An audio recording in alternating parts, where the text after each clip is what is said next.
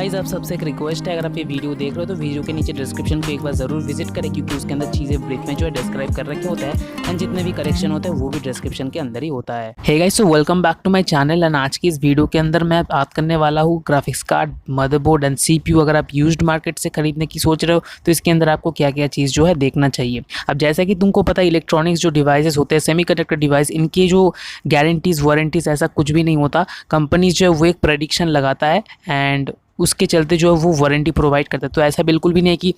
वो अभी तक ख़राब नहीं हुआ है तो कल वो ख़राब हो जाएगा, या फिर हो सकता है कि कल ही ख़राब हो जाए तुम्हारे हाथ में। तो ऐसा कोई वारंटी तुम ऐसे प्रेडिक्ट करके नहीं चल सकते। कंपनी जो वारंटी देता है वो कुछ और पैरामीटर के बेसिस पे जो है देते हैं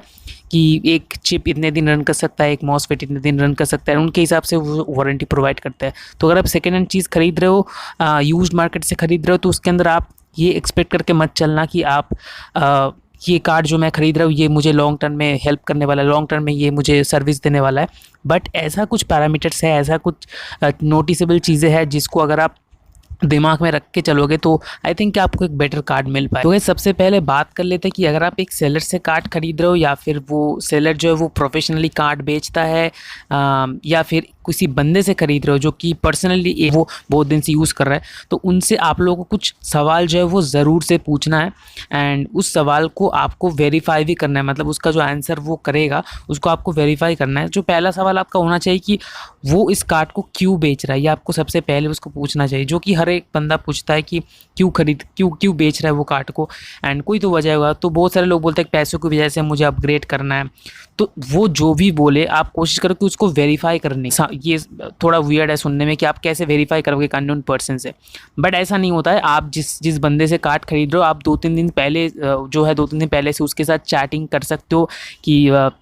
भैया मुझे एक कार्ड लेना है, मुझे ये कार्ड बहुत पसंद है। तो आपको एक अच्छा रिलेशन बिल्ड करना है आपके जो सेलर है उसके साथ, ताकि सेलर जो है वो अच्छा खासा डिटेल आपके साथ शेयर करे एंड उस डिटेल को लेकर आप जो सोशल मीडिया होता है, फेसबुक वगैरह, उसमें जाके उसके म्यूचुअल फ्रेंड्स से जो उसके बारे में पूछ सकते हो कि ये जो बंदा कार्ड बेच रहा है, मैं इससे कार्ड खरीदने जा रहा हूँ, तो क्या ये बंदा सही में कार्ड बेचता है या फिर ये कोई माइनिंग वगैरह और कुछ करता है या फिर किसी और ही धंधा चलाता है ये। तो ये तुम थोड़ा बहुत वेरीफाई कर सकते हो and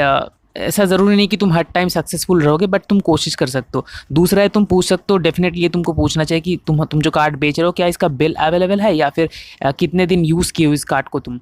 and basically most of the cases देखा जाता है कि बिल अवेलेबल नहीं होता है। एंड अगर नहीं अवेलेबल होता तो वो जो डेट तुमको बोलेगा कि ये कार्ड 3 ईयर ओल्ड है या फिर 4 ईयर ओल्ड है, ये तुमको मान के चलना पड़ेगा। एंड सेकेंड टाइम जो तुमको पूछना है कि कार्ड का जो यूसेज था वो कैसा था, मतलब दिन में कितने घंटे यूज़ किए जा रहे थे इस कार्ड को। इस बात से तुम ये पता कर पा रहे हो कि मैं किस चीज़ को मीन कर रहा हूँ यहाँ पे, कि क्या वो गेमिंग के लिए था या फिर कुछ और कंप्यूटेशनल टास्क के लिए था या फिर वीडियो एडिटिंग वगैरह या फिर माइनिंग। एंड लास्ट वाला सबसे इंपॉर्टेंट चीज़ जो तुमको खुद से वेरीफाई करना है कि जो कार्ड तुम खरीदने जा रहे हो क्या वो कार्ड माइनिंग के लिए बहुत ज़्यादा पॉपुलर रहा था किसी टाइम पे। मानो कि RX 580, RX 570 ये जो कार्ड्स थे, या फिर पुराने ज़माने के जो HD सीरीज़ के जो AMD के कार्ड थे, हालांकि तुम उसको खरीदने नहीं वाले हो, लेकिन मैं फॉर एग्जाम्पल बता रहा हूँ, जो कार्ड माइनिंग के लिए एक टाइम पर बहुत ज़्यादा पॉपुलर था, उसके साथ बहुत ज़्यादा पॉसिबिलिटी है कि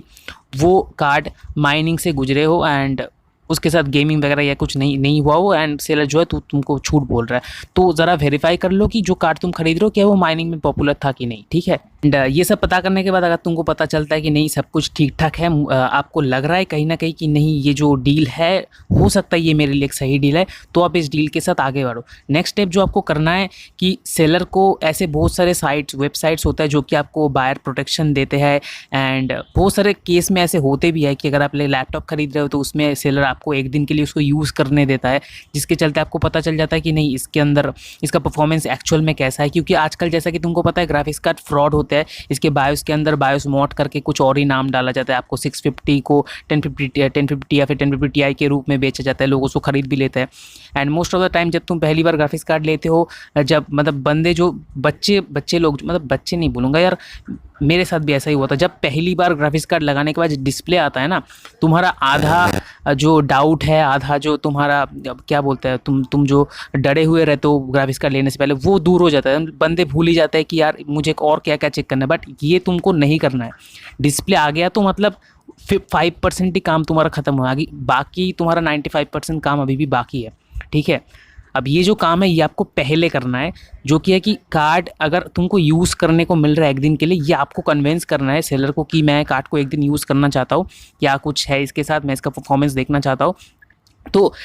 जब तुमको कार्ड मिलता है तो अच्छी तरीके से देखो कि कार्ड के अंदर कोई डस्ट वगैरह नहीं है, एंड जो वीआरएम है उसके ऊपर एक्चुअली डस्ट आ जाता है बहुत ज़्यादा, मॉसफेट जो होता है वीआरएम मॉसफेट,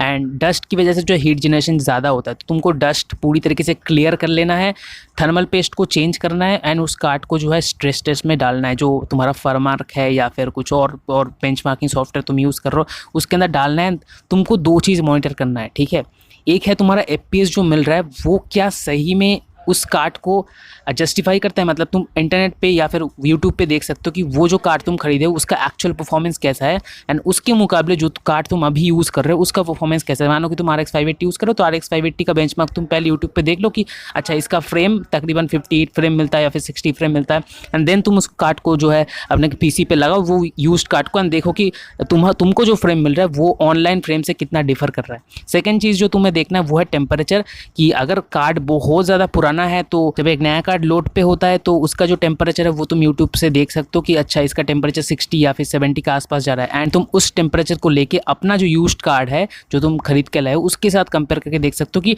टेम्परेचर कितना ज़्यादा मतलब कितना ज़्यादा डिफर कर रहा है यहाँ पे। डेफिनेटली अगर आप पुराना कार्ड ले रहे हो तो 3-4 डिग्री का डिफरेंस रहता है आपको, आपके जो यूज्ड कार्ड है उसके अंदर वो ज़्यादा रहता है टेम्परेचर, लेकिन बहुत ज़्यादा है, मतलब 10-12 टेम्परेचर यहाँ पे ज़्यादा आ रहा है। आप कार्ड को क्लीन करके रखियो एंड थर्मल पेस्ट चेंज करके रखियो फिर भी ये प्रॉब्लम हो रहा है तो समझ जाओ कार्ड के साथ जो है कुछ प्रॉब्लम है, ठीक है। And most of the cases क्या होता है कि बंदे स्ट्रेस टेस्ट करके नहीं लेते हैं, एंड इसमें क्या होता है कि हो सकता है जो सेलर है वो कार्ड को इस वजह से बेच रहा है कि कार्ड के अंदर जो मॉसफेट है उसके अंदर लीकेज करंट बढ़ चुका है, मतलब बहुत पुराना हो चुका है कार्ड, एंड इसके चलते एक्चुअली क्या होता है कि थ्रेशोल्ड वोल्टेज जो है होता है मॉसफेट का वो चेंज होता है टेम्परेचर के साथ, एंड लॉन्ग टर्म में वो उसके अंदर परमानेंट चेंज आ जाता है। तो हो सकता है कि जब लोड के अंदर आता है कार्ड तो उसके अंदर कोई एक सिंगल मॉसफेट जो है टाइप ऑफ शॉर्ट हो जाता है, या फिर उसके अंदर लीकेज करंट इतना बढ़ जाता है कि CPU तुम्हारा जो ग्राफिक्स प्रोसेसिंग यूनिट है ग्राफिक्स कार्ड के बीच में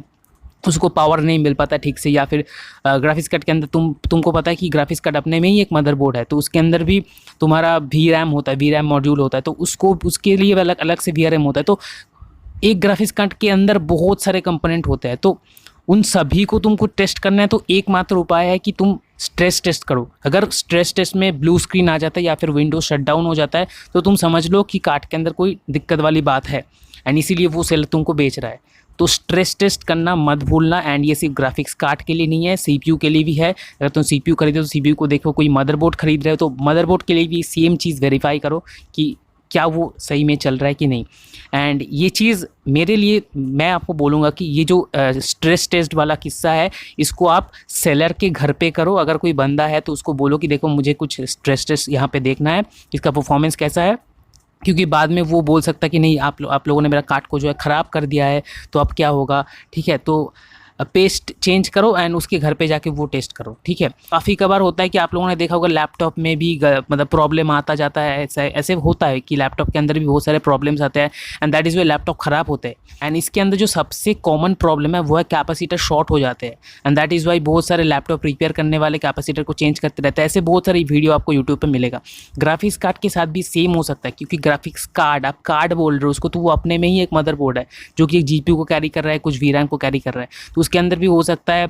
किसी कैपेसिटर को पहले से चेंज करे गए हो तुम, मतलब सर्विस सेंटर से नहीं, ऐसे ही किसी अरे गहरे दुकान से उसको चेंज किए गए हो। तो ये चीज़ तो तुम्हारे साथ हो सकता है, लेकिन इसको तुम डिटेक्ट नहीं कर सकते क्योंकि चेंज करने के बाद वो लोग कोई लेवल या फिर ट्रेस नहीं छोड़ते उसके ऊपर। बट तुम स्ट्रेस टेस्ट कर लो, इससे तुमको बहुत कुछ पता चलेगा, ठीक है। अब सबसे लास्ट में जो चीज़ आपको देखना है वो है इसका फ़ैन। ग्राफिक्स कार्ड जैसा कि मैं बोल चुका, ये अपने में एक फुल पैकेज है, तो इसके अंदर जो फ़ैन तुमको मिलता है उसको भी तुमको टेस्ट करना है। अब ये जो फ़ैन है, फ़ैन के अंदर ही सबसे ज़्यादा प्रॉब्लम होता है क्योंकि एक मैकेनिकल डिवाइस है, ये चीज़ एक मूवेबल कंपोनेंट है।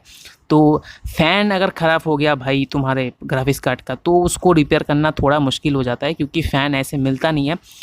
सर्विस सेंटर पे भी मुझे पता नहीं कि कितना चार्ज करेगा तुमको ठीक करने के लिए, एंड जितना मुझे पता है ऐसा होता नहीं है, तुमको अली एक्सप्रेस से मंगवाना पड़ेगा, वो एक अलग ही पंगा हो जाएगा तुम्हारे साथ। तो फ़ैन को भी ठीक तरीके से टेस्ट करके देख लो कि फ़ैन जो है वो बूस्ट हो रहा है कि नहीं, या फिर फ़ैन जो है वो कभी कभार क्या होता है कि फ़ैन बंद पड़ा रहता है एंड तुमको उसको जो है पोक करना पड़ता है किसी उंगली से या फिर किसी और चीज़ से, तब जाके वो घूमता है। तो ये चीज़ भी तुमको टेस्ट करना है कि फ़ैन ठीक तरीके से काम कर रहा है कि नहीं। ये सब कुछ ओके है तो आई थिंक कि तुम उसके साथ जा सकते हो। And same goes for motherboard भी ले रहे हो तो तुम CPU लगाओ उसके अंदर, CPU स्ट्रेस डालो जिसमें VRM के ऊपर थोड़ा बहुत लोड आए एंड तुम देख पाओ कि VRM उस लोड को किस तरीके से हैंडल कर रहा है, एंड इस तरीके से तुम अपने लिए यूज्ड कंपोनेंट जो है बाई कर सकते हो। तो ये था कुछ इस वीडियो के अंदर। तो आई थिंक ये तुमको वीडियो पसंद आया तो प्लीज़ यार चैनल को कर देना सब्सक्राइब एंड बेल आइकन को दबा देना, क्योंकि मैं ऐसी पीस लेट कंटेंट लाता रहता हूँ। आज के लिए बस इतना ही, मिलता हूँ आपसे अगले ऐसे किसी वीडियो में। तब तक के लिए गुड बाय, हेल्दी गेमिंग।